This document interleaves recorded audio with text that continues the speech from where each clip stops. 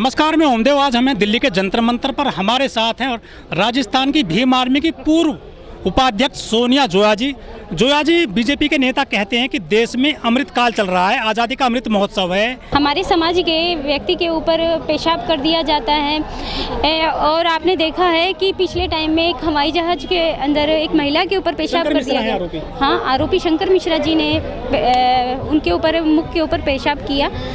तो और इसी तरीके से आपने देखा होगा कि एक जो ब्राह्मण है वो गाय के साथ में कुकर्म कर रहा है। तो इससे पता चल रहा है कि इनके कैसे संस्कार हैं, कैसे इनकी परवरिश है। और ये मतलब कहते हैं कि हम संस्कारी हैं, हम ब्रह्मा के मुख से पैदा हुए हैं। तो इससे ये पता चलता है कि इनके अंदर कैसे संस्कार भरे हुए हैं। ये गौमूत्र पीते हैं। ये हिंदू धर्म को कोई मजबूत नहीं कर रहा, ये मनुस्मृति को लागू करना चाहते हैं। और ये चाहते हैं कि जो पहले भारतीय संविधान बनने से पहले जो मनुस्मृति लागू थी देश में, वह मनुस्मृति दोबारा से लागू हो जाए और ये जो बहुजन समाज है उसमें पहले की तरह राज कर सकें। तो मनुस्मृति से क्या दिक्कत है?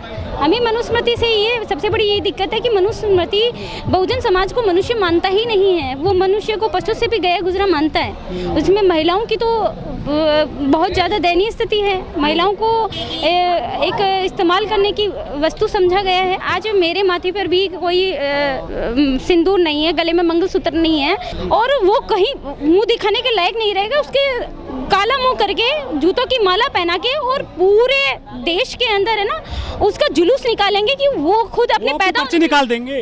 वो क्या पर्ची निकालेगा? उसकी पर्ची तो हाँ मैं निकालूंगी। जिस दिन वो मुझे मिल गया ना, उसकी पर्ची तो मैं निकालूंगी।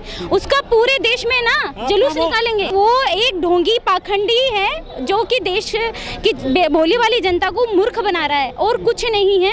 ये सिर्फ अपना जैसे एक प्रोग्राम को ये करते हैं तो ये 10-10, 15-15 लाख रुपए, करोड़ों रुपए ही लेते हैं।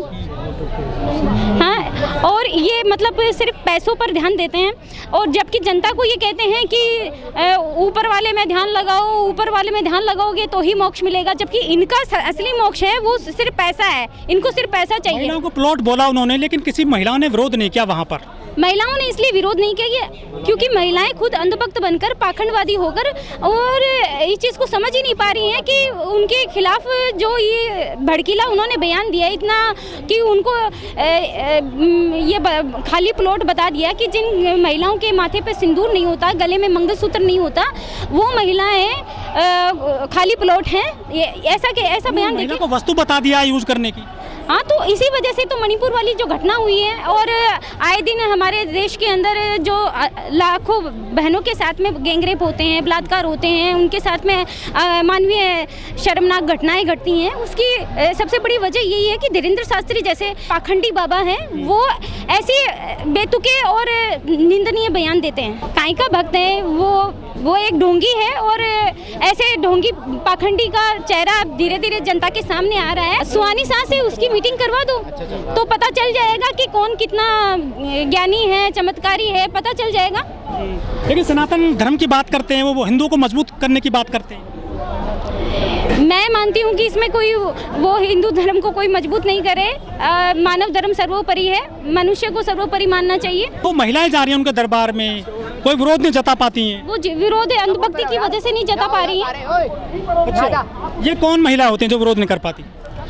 ये अंधभक्त महिलाएं हैं जिनको या तो पैसे देके वहाँ बैठाया जाता है वाहवाही करने, ताली बजाने, या फिर बाद में ये आश्रम की वो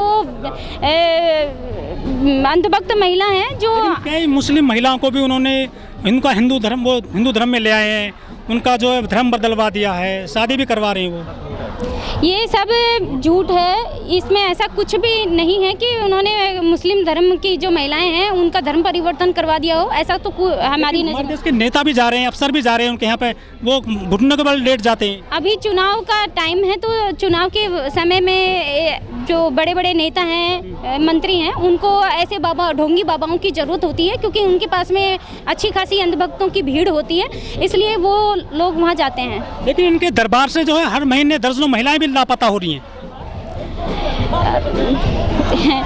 जो महिलाएं इनका विरोध करती हैं, इनकी सच्चाई जान लेती हैं, उन महिलाओं को ये इनकी हत्याएं या फिर उनके साथ में कुकर्म करके उनकी जो डेड बॉडी है उनको कहीं दफना देते हैं। ऐसे बाबा जेल में पड़े हैं बहुत सारे, फिर भी लोग नहीं जो है पूरी तरह से जो है इनसे पीछा नहीं छोड़ रहे हैं इनका। ऐसे बाबाओं का चेहरा अब धीरे धीरे जनता के सामने आ रहा है और जनता अब धीरे धीरे ऐसे बाबाओं को नकार रही है। अब धीरेन्द्र शास्त्री की जो पाखंड है वो जनता के सामने आ गया है। जनता अब धीरे धीरे धीरेन्द्र शास्त्री, मीडिया तो बहुत सपोर्ट करता है इसको, चैनलों पे बैठाता है, एक घंटे का प्रोग्राम चलाते हैं इसका, क्योंकि नेता नांगले जो हैं, बीजेपी है, कांग्रेस है, वो ऐसे नेताओं को सपोर्ट कर रही है।